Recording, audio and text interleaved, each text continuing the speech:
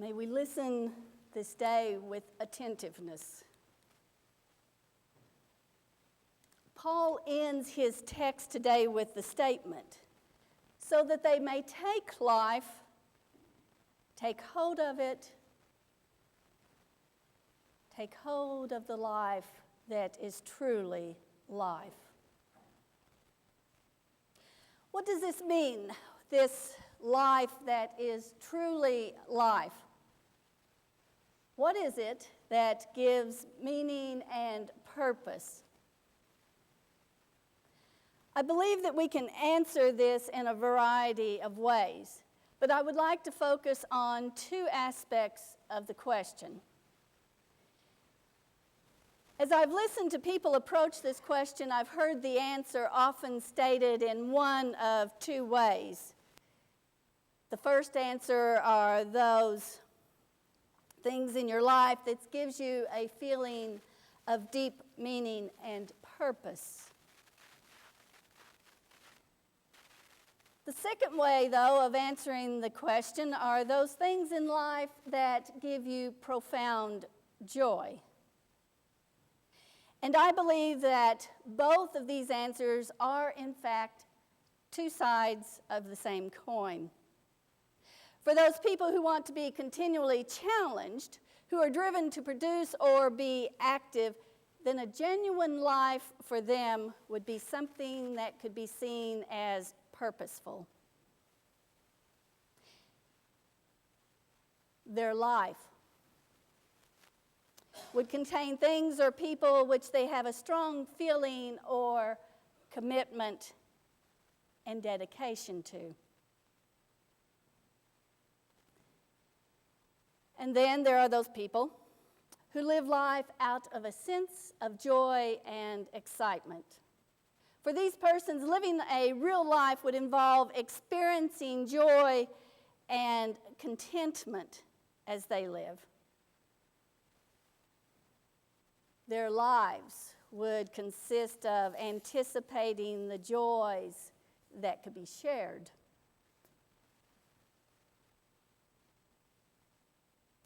So the question remains, what is a true life?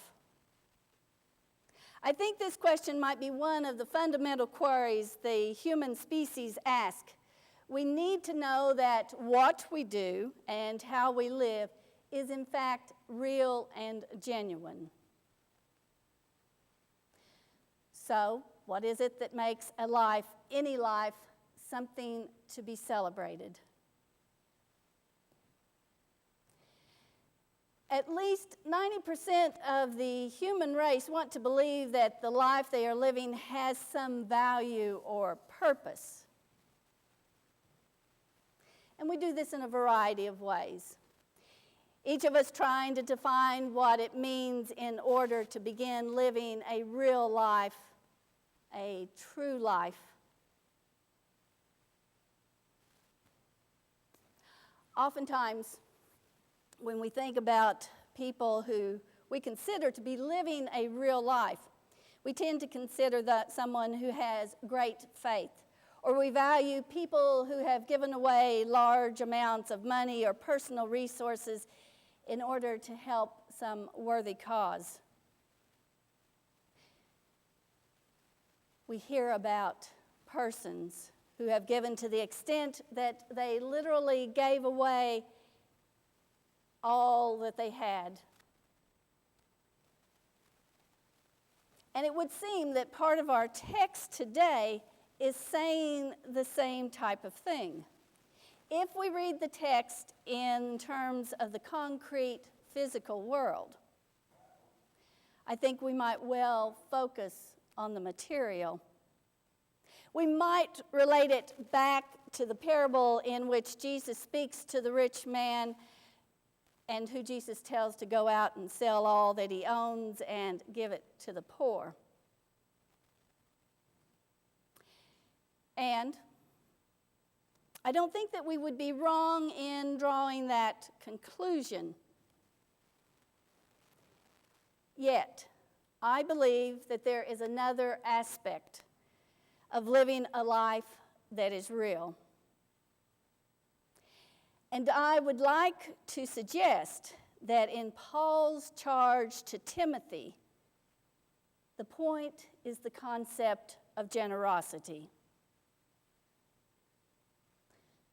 The real life is, in truth, the generous life. It is the life that pours itself out. I don't believe that that means that a person gives all or empties or sacrifices themselves to the point of having nothing left. In the scriptures, we are asked to give out of our abundance. We are told to give out of what we have received. Jesus, in his sacrifice, did so in a way that he was resurrected. Christ's sacrifice resulted in the expanding of the message of love. Christ's message and gift expanded itself, grew, changed, and evolved.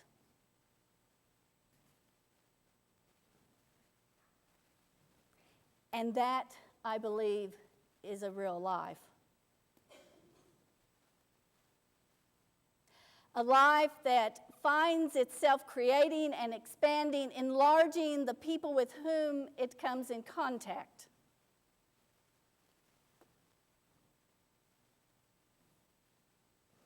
Okay, I can hear you saying, because I hear myself arguing back. So what are all of these grandiose ideas and words have to do with me living a life that is real? It sounds good, but let's come back to where we live here in Enid, Oklahoma.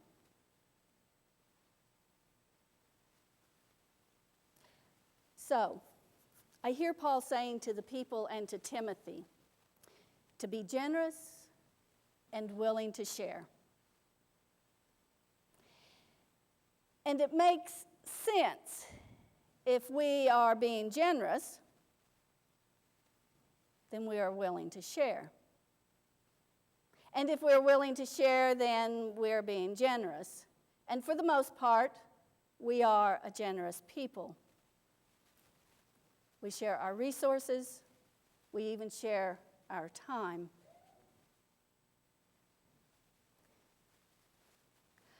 I would like to ask if we are able to be generous with our spirit in whatever form that might take.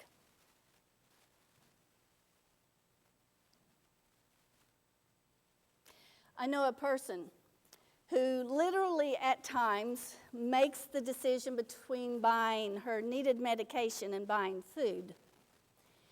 Yet one of her gifts is the ability to appreciate the services of others and to express that appreciation. This person encounters each and every person as someone to be valued and that contributes to their daily living as a gift. She finds a variety of ways to elicit simple interests they have and then makes bookmarks for them. She's done this for a number of years. She's made bookmarks for waitresses, medical personnel, store clerks, and just people she comes in contact with daily. She has a generosity of self, a willingness to share a talent, and a spirit to promote life. Each and every one of us have been given gifts by the Spirit. Some of us have been given gifts of encouragement, some gifts of being able to identify and address global issues, some gifts of seeing and addressing local needs. Some have the gift to comfort, some the gift to challenge, some the gift of financial astuteness. As many different and distinct gifts as there are individuals.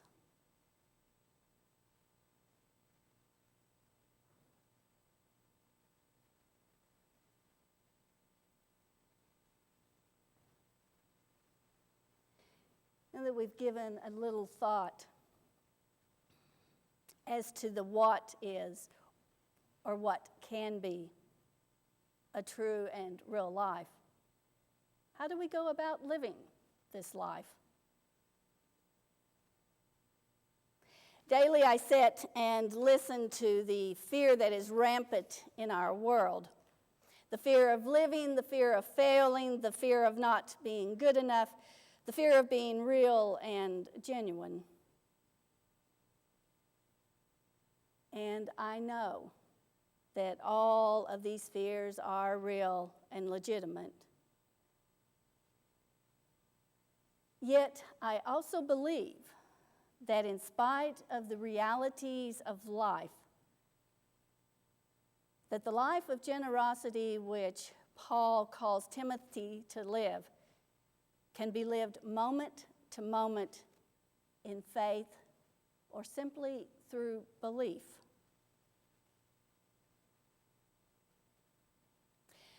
One of my all-time favorite stories concerns Mother Teresa, a person whom I would think most of us consider a generous spirit. She spent her life alongside with her fellow sisters in the streets of India serving the poor. Yet, toward the end of her life, she was heard to say that after her initial moment of clarity in which she felt definitely and absolutely certain of what she was being called to do, she lived the rest of her life in uncertainty. She had no future moments of absolute certainty of her purpose in life. She wasn't even sure at times that she had faith.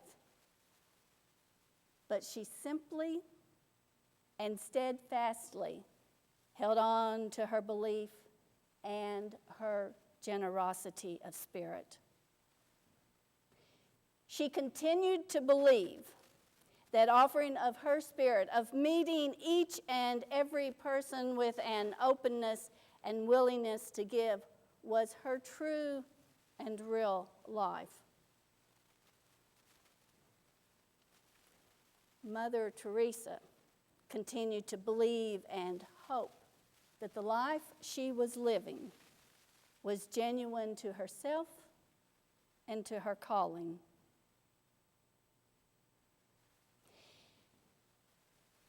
In giving of herself out of the abundance of her generosity,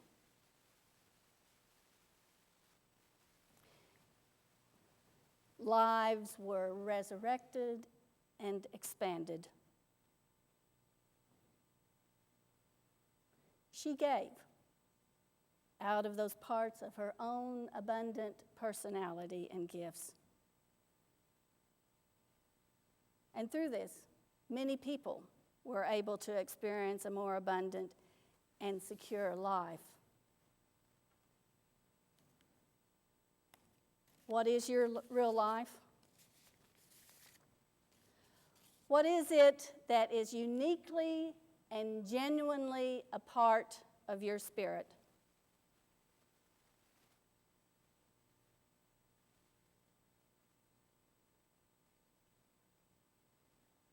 Over the past 2 years that I have chosen to be a part of this congregation, I have been privileged to be a witness to the variety of genuine and real lives that we are living. I've watched as this congregation has participated in a spirit of generosity. I have witnessed the manner in which you have been a part that serve the community. I've been witness to new programs being introduced because of the spirit of service or dedication to a cause.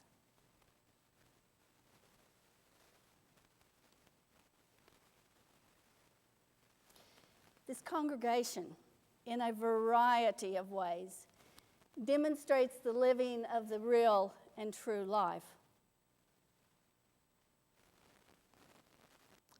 A part of my hope for each of us is that we would continue living a generous life that comes out of and is fed by our abundance. Along with Paul,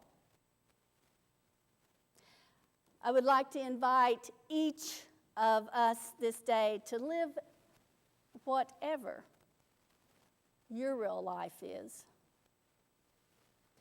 If the real and genuine life for you consists of being involved in the physical needs of the world and humanity, use your abundant resources to make the physical workings of this world go more smoothly. If for you, the real and genuine life is to expand beauty and to heal souls, then from an abundance of your spirit, demonstrate healing to the world.